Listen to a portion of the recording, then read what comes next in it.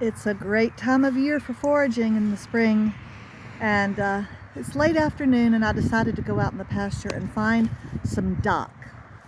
Now this is what dock looks like, and it's supposed to give me a wonderful olive green color when I dye with it, and I'm hopeful because I've got a lot of orange and a whole lot of yellow and a little bit of pale brown, but I would love to have some green. So that is our next dyeing attempt, and let's see how it goes.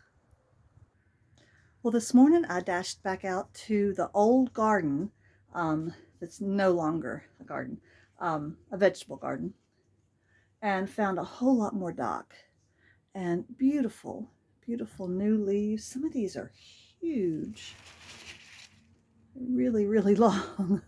And so I'm going to strain out the dock that I put in last night, and I brought it to a pretty hot temperature and then let it sit overnight. I'm going to strain that out, heat it back up, and put this in there. I think I've changed my mind and I'm going to leave the old leaves in there and then just add the new. I do have the water turned up now. I'm going to get it hot and put the new fresh leaves in and kind of shock them in the hot water. I got interrupted a second ago, but I was showing y'all. Oh, the nice thing about dyeing is I don't have to clean all these leaves and fuss over them. There is a little something trying to grow on there. Let me take him off.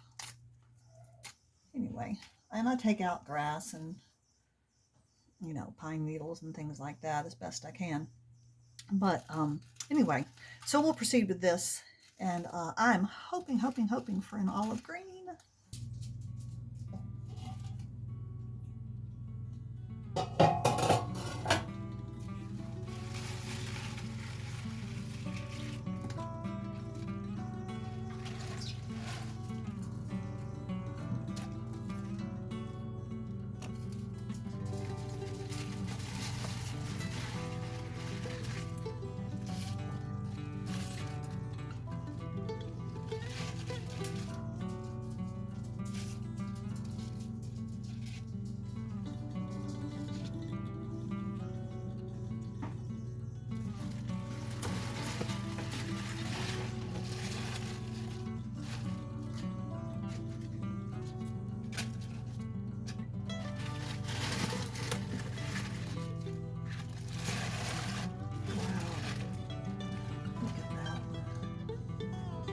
That's got to be a foot long, at least.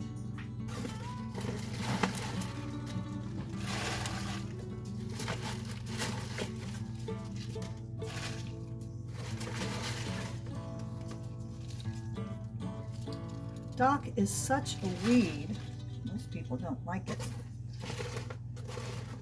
And it grows so prolifically.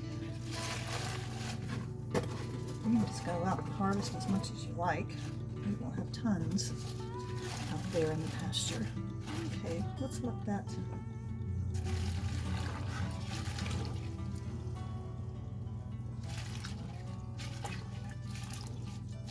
simmer down. Get all the color we can out of that.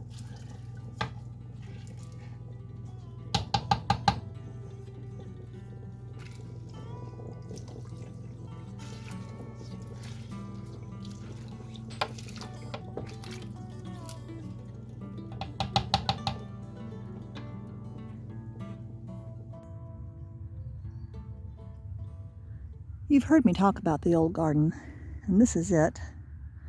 There's just the old beds left that I would like to get cleared out. But the other thing back here are some elderberry trees, more like bushes. They're in raised tire beds. Can you see that there? And but they're full of weeds. And so today I'm just going to try to get one of them cleared out. That's about what I'm up to. You can see that they're starting to leaf out for this year, and I want to try to keep them healthy if I can.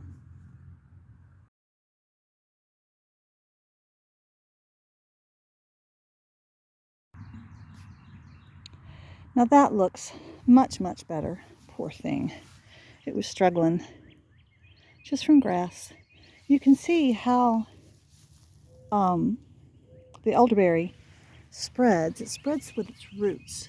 You can see all these little baby ones coming up. There's still a little bit of grass there too, but lots of little baby ones. And you can see the shoots that have come up in previous years. Now the tire bed is probably keeping it from spreading outside of the bed, which is probably a good thing. Although I wouldn't mind an elderberry hedge. So there it is. Very easy to propagate too. From this one, this was just a little stick I got. I propagated 4 other ones that are down there. This is the next one I need to work on. It's not quite as overgrown, but it's pretty bad. The clover is just starting to come into its own. This is really just a small patch here underneath one of the pecan trees, but it's looking so lush. And I can't wait till it is all over the pasture.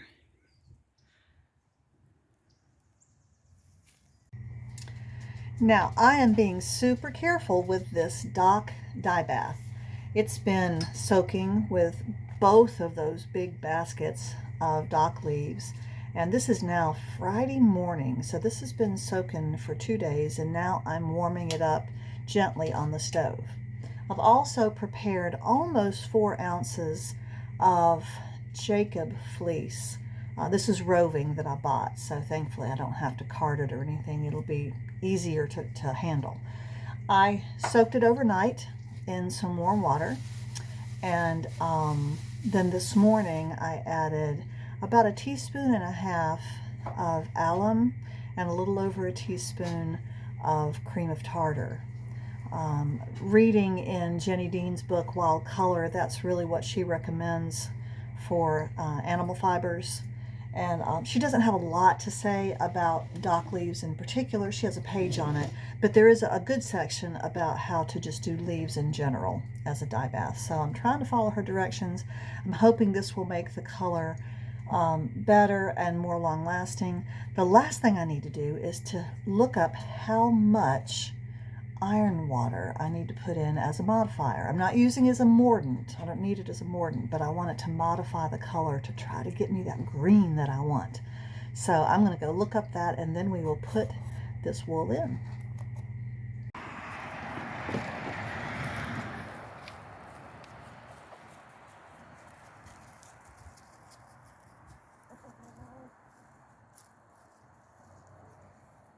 Hello, chickens.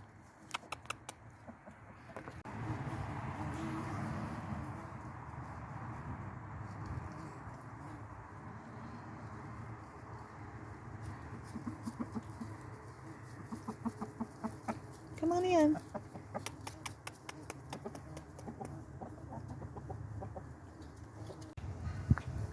The wisteria is blooming and decorating my chicken pen, which at the bottom looks pretty awful.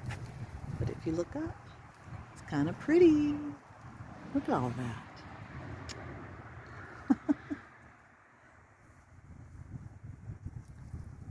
It gives them a good bit of shade in the summer to have all these vines.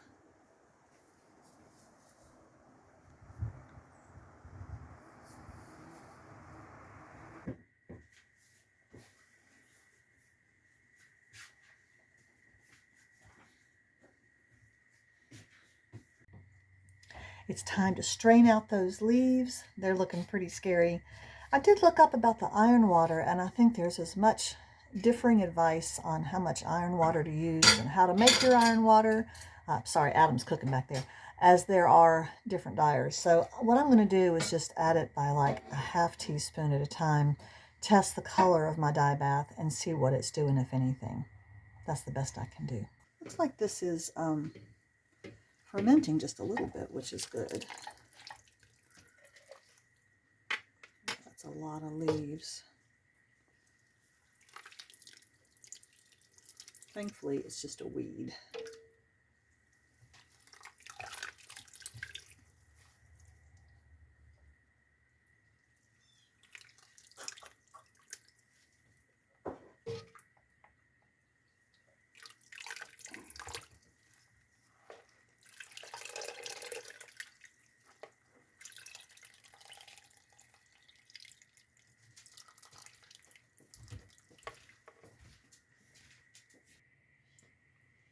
Now it looks to me like the color of this dye bath is really a very pale, greeny yellow. It doesn't look very strong, but looks can be deceiving. It really has to do with how the color transfers into the wool. I'm going to add just a little bit of my iron water to this and see if it changes color. Now I've been adding to my iron water in the last week, putting some new rusty nails in there and some new vinegar to make it stronger. And you can see that it is really bubbling and growing. It's got this film on top. I'm going to stir it up. I just don't want to put in so much that it turns a deep gray or something. So I'm just going to put in a little bit.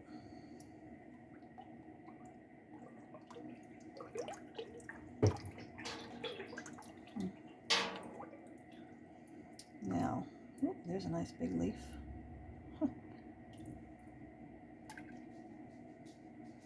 Now let me go get another ramekin and we'll see if the color is different.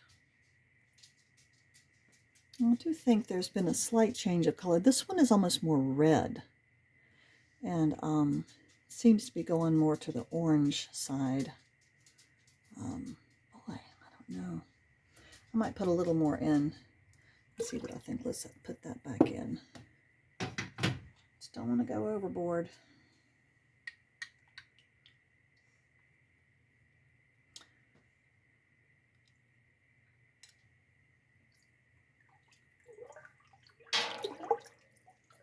Really afraid of doing much more than that.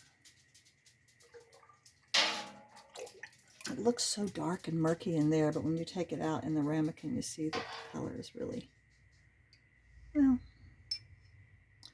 I'm just a little concerned about doing more than that. Most people put iron water in very small amounts.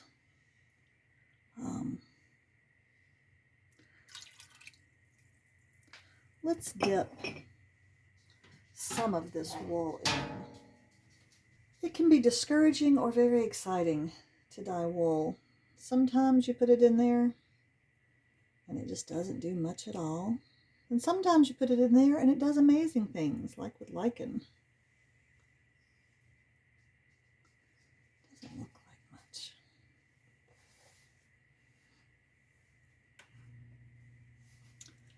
Well, what do you think, people?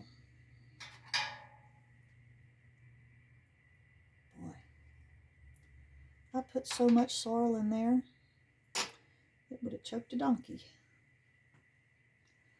I guess I may need to leave it in there a long time, and I do wonder if I should put some more iron water.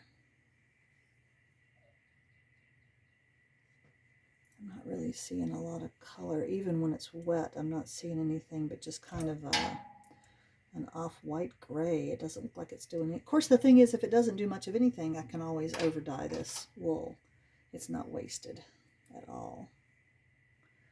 I would just love to get a little bit of green.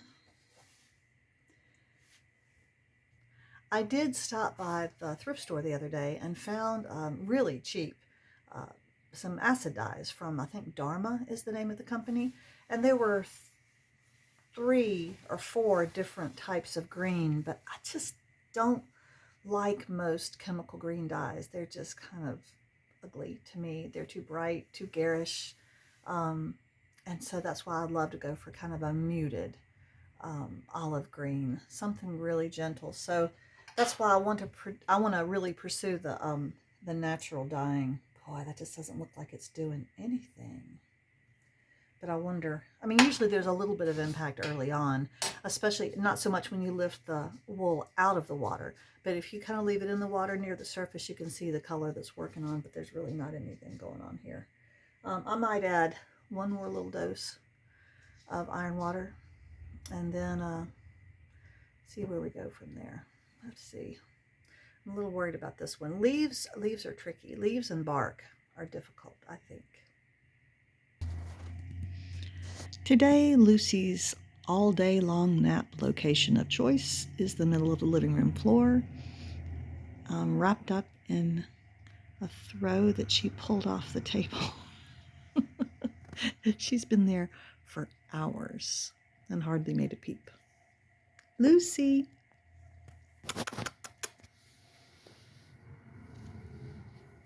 Lucy, are you alive? Maybe not quite yet.